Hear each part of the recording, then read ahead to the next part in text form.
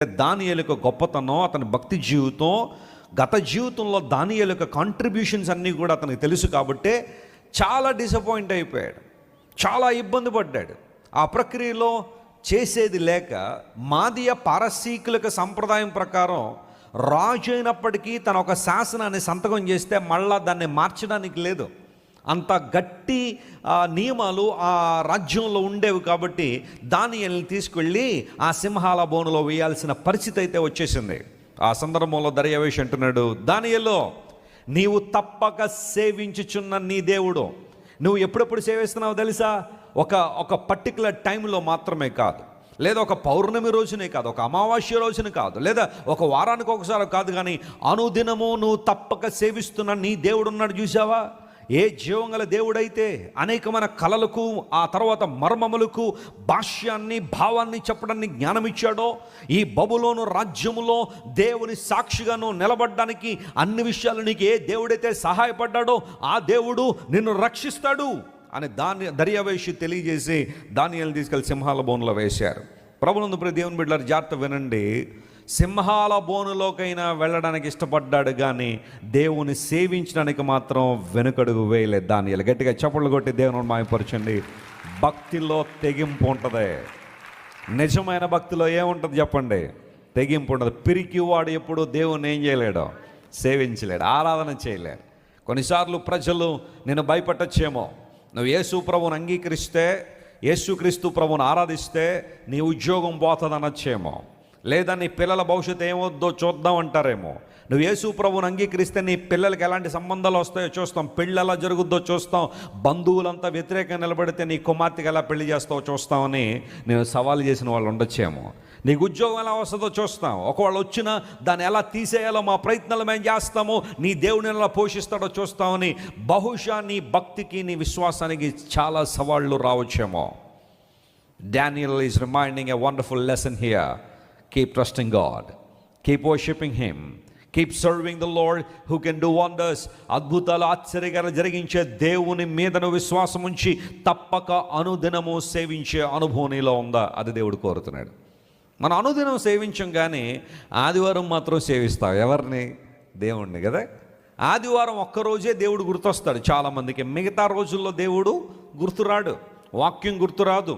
మిగతా రోజులన్నీ లోకానికి, ఆదివారం మాత్రం ఎవరికి? అది కూడా 1 గంట 2 గంటలు, మళ్ళీ 24 గంటలు అనుకోకండి, హోల్ డే కాదు.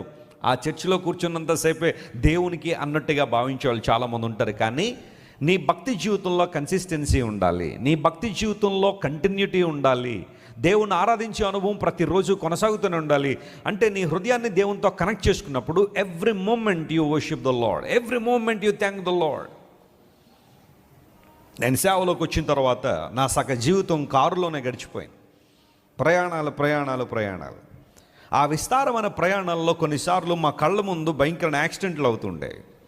మమ్మల్ని దాటుకుని వెళ్ళిన కారు ముందుకు వెళ్ళేదో లారీని ఢీకొట్టడం, లేకపోతే రోడ్డు ప్రక్కన బోల్తా పడిపోవడం, ఇలాంటివన్నీ చూస్తూ ఉంటే ఆ సందర్భాల్లో నేను మన టీము కార్లు ఆపి వాళ్ళని బయటికి తీసిన సందర్భాలు కూడా ఉన్నాయి. లేదా కొన్ని సందర్భాల్లో ఆ ఎమర్జెన్సీ నంబర్కి ఫోన్ చేసిన సందర్భాలు కూడా ఉన్నాయి. అయితే ప్రియులరా, ఆయా సందర్భాల్లో అలాంటి యాక్సిడెంట్లు మా కళ్ళ ముందు జరుగుతున్నప్పుడు వెంటనే నేను కారులోకి రాగానే నేను దేవుని స్తుతించే అంశం ఏంటో తెలుసా? ప్రభువా, ఇన్ని లక్షల కిలోమీటర్లు రోడ్ల మీద మేము ప్రయాణం చేస్తుంటే నీవు ఇస్తున్న కాపుదలను బట్టి నీకు స్తోత్రం నాయన, నీవు ఇచ్చిన భద్రతను బట్టి నీకు స్తోత్రం ప్రభు అని ఖచ్చితంగా దేవుని స్తుతించిన తర్వాతే మా కారు ఆన్ చేసి మరలా ప్రయాణం ప్రారంభిస్తాను. కళ్ళ ముందు జరుగుతున్న అనేక సంగతులు కొన్నిసార్లు దేవుడు నీ కళ్ళ ముందు ఎందుకు తీసుకొస్తాడో తెలుసా? నువ్వు దేవుని ఆరాధిస్తావని. ఆయా సందర్భాల్లో ఆకలితో అలమటించిపోయే వాళ్ళు చాలామంది నీ కళ్ళ ముందు కనబడవచ్చు. నీకున్న ఆహారాన్ని బట్టి నువ్వు మరింతగా దేవుని స్తుతించడానికి. అవయవాలు కోల్పోయి ఆ దివ్యాంగులుగా ఉన్నవారు బహుశా నీ కళ్ళ ముందు కొన్నిసార్లు కనబడవచ్చు. వారిని ఇగ్నోర్ చేయాలనో, లేదా వారిని ఏదో విధంగా హీనపరచాలనో కాదు కొన్నిసార్లు దేవుడు వారిని ముందు ఉంచేది. అయా, వారికి లేని అవయవాలు నీవు నాకు ఇచ్చావు ప్రభు, వీటిని నీ కోసం వాడడానికి సహాయం చేయ ప్రభు అని ఎప్పుడైనా ప్రభువుని స్తుతించావా?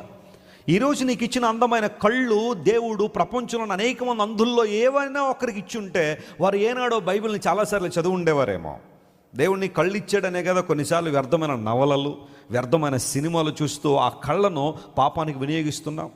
దేవుడు నీకు ఇచ్చిన వినికిడి శక్తి ఎవరైనా వినలేని వ్యక్తికి గనక దేవుడు ఇచ్చి ఉంటే ఈ పాటికి ఆదివారం ఒక మెసేజే కాదు 2-3 ప్రసంగాలు వినేవారేమో.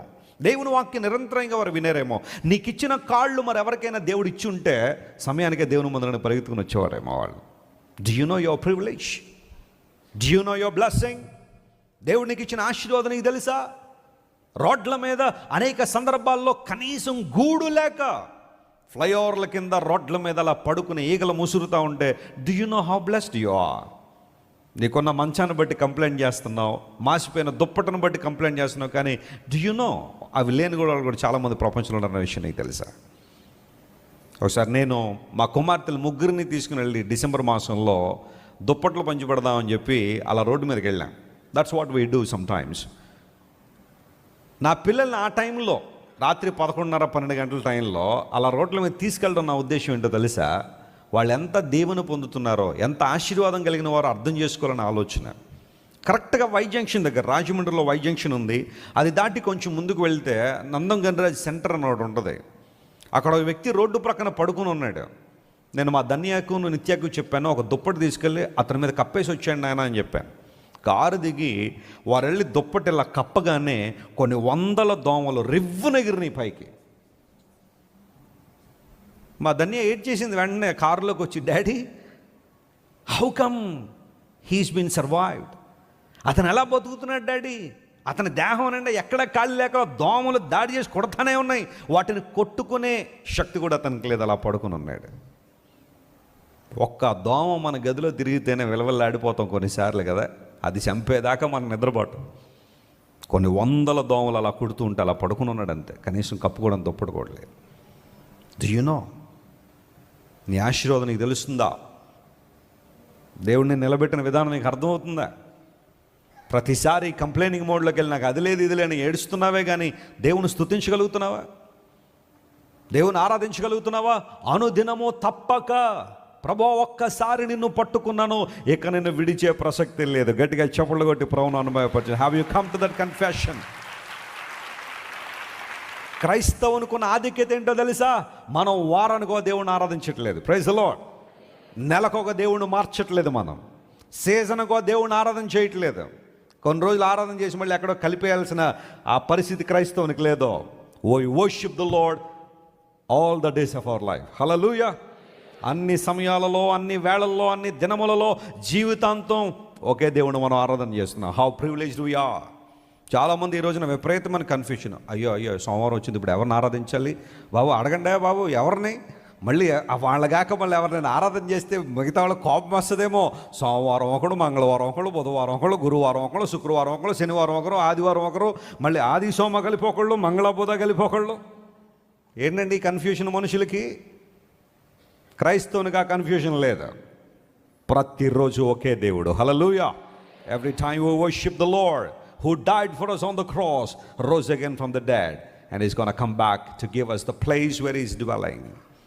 మన కోసం పోతున్న గనుడైన యేసయ్యను మనస్ఫూర్తిగా ఆరాధించే ఆధిక్యతలకు మనం వచ్చేసాం ఆల్రెడీ. ఒక్కసారి నువ్వు ప్రభువుని అంగీకరించిన తర్వాత మరి ఎవ్వరి అవసరం నీకు లేదు. హల్లెలూయా. ఉండదు, రాదు కూడా. అదే క్రైస్తవ జీవితం యొక్క పరిపక్వత. దానియేలును ఆరాధిస్తున్న దేవుడు సజీవుడు గనుక సింహాల బోన్లోంచి నేను రక్షిస్తాడు. దానియేలుకి ఎలాగ ఉంది కాన్ఫిడెన్స్? అది దానియేలును అబ్జర్వ్ చేసిన దర్యావేషు కూడా ఉంది. నీ చుట్టూ ఉన్న ప్రజలు గుర్తిస్తున్నారా నీ భక్తి జీవితాన్ని, నీ విశ్వాసాన్ని? ఈమె చాలా విశ్వాసం అండి వెస్లీ గారు, అంత ఈజీ కాదు నా విశ్వాసంలోంచి పక్కకి తీసుకురావడం. దేవుడు అంటే చాలా ఇష్టం అండి ఈమెకి, లేదా ఇతనికి దేవుడు అంటే చాలా ఇష్టం అండి. ఇతని భక్తి జీవితంలో ముందుకు వెళ్ళిపోతున్నాడు. ఖచ్చితంగా అతనికి ఒక విశ్వాసం ఉంది, నమ్మకం ఉంది. ఎలాంటి గడ్డు సమస్యనైనా, ఎలాంటి గడ్డు పరిస్థితుల నుంచైనా దేవుడు అతను విడిపిస్తున్న నమ్మకం అతనికి ఉందని నీ చుట్టూ ఉన్న వాళ్ళ గురించి సాక్ష్యం చెబుతున్నారా? షికాగోలో ఒకసారి నేను వాకింగ్ చెప్పడానికి వెళ్తే ఒక సహోదరుడు తన తల్లి గారిని తీసుకొచ్చాడు. మా అమ్మ ప్రతి దానికి భయపడద్దండి వెస్లీ గారు, కొంచెం మీరు కౌన్సిలింగ్ ఇవ్వండి. సరే బాబు అని చెప్పి మీటింగ్ అయిన తర్వాత బయట ఒక కాఫీ షాప్ దగ్గర కూర్చుని మాట్లాడుకుంటా ఉంటే, ఏంటి బాబు సమస్య ఏంటో చెప్పాను నన్ను. ఆ బ్రదర్ చెప్పాడు, వెస్లీ గారు నేను దేవుడు ఉన్నాడని అయితే నేను నమ్మనండి, నేను ఒక ఏథియిస్ట్ అండి, దేవుడు లేడని వాదించే వ్యక్తిని నేను. కానీ మా అమ్మ దేవుడు ఉన్నాడని నమ్ముతుంది, యేసుప్రభుని దేవునికి అంగీకరించింది, బాప్తీసం తీసుకుంది. మీలాంటి వాళ్ళ దేవుని సేవకుల ప్రసంగాలు చాలా ఎక్కువగా వింటూ ఉంటుంది. అన్నీ బాగానే ఉన్నాయి కానీ ప్రతి చిన్నదానికి భయపడిపోద్దండి. ఓ మాట చెప్పండి వెసిలి గారు, దేవుడు లేడు అని నమ్మే నేనే చాలా ధైర్యంగా ఉంటాను ఈ సందర్భాల్లో. దేవుడు ఉన్నాడని చెప్పే మా అమ్మ ప్రతిదానికి భయపడుతుంది. మీరు ఏదో ఒకటి చెప్పండి అన్నాడు. అప్పుడు నేను అన్నాను, ఇంక నేను చెప్పేది ఏముందన్నాను. నువ్వు చెప్పేసావు కదా, నువ్వు చెప్పిన దానిలో ఎంత అద్భుతమైన ప్రసంగం ఉందంటే ఆ వన్ వర్డ్ చాలు ఆమె జీవితం మారిపోవడానికి. దేవుడు లేడని నమ్మి నేనే ఎంత ధైర్యంగా ఉంటే సకల ఆశీర్వాదంకు కారణభూతుడని దేవుడు ఉన్నాడని, ఈ సువిశాల విశ్వం అంతా తన మాట ద్వారా కలుగు చేయబడిందని, సకల చరాచర సృష్టిని తన మహత్తైన మాట ద్వారా నెరవేరుస్తున్నాడని గుర్తించిన ఆమె ఇంకెంత ధైర్యంగా ఉండాలండి.